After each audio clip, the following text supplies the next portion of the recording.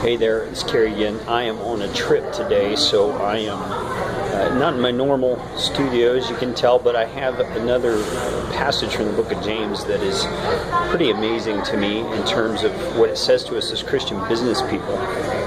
It's James chapter 4, beginning of verse 13 through 17. It says, "Come now, you who say, today or tomorrow we will go into such a town and spend a year there and trade and make a profit.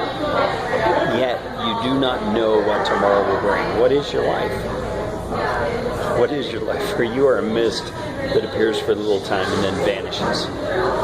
Instead, you ought to say, if the Lord wills, we will live and do this or that.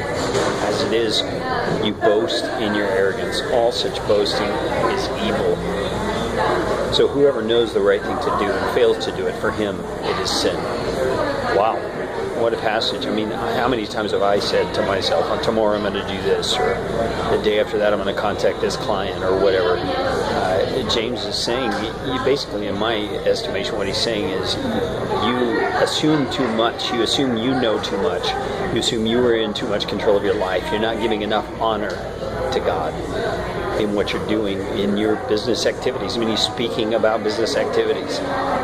We've got to humble ourselves a little more and seek the Lord's direction, seek His guidance, and understand that what we're doing in business really is by His grace and not by our strength. And then he throws in that last little statement. It seems to be almost an afterthought, but I think it's very closely tied to what he's already said. He says, so whoever knows the right thing to do and fails to do it, for him it is sin. I think what he's saying is, you know you should be checking in with the Lord on these things. You know that you should be following after His lead and not setting your own agenda. So if you're not doing that, you're sinning. Man, I think a lot of us Christian business folks might need to repent on this one. Remember, God is sovereign. It's His business, not yours.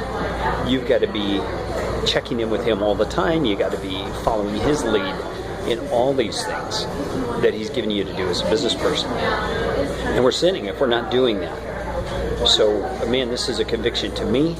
I've got to incorporate prayer and concern for God's purposes into every part of my business, and I hope that you will be too.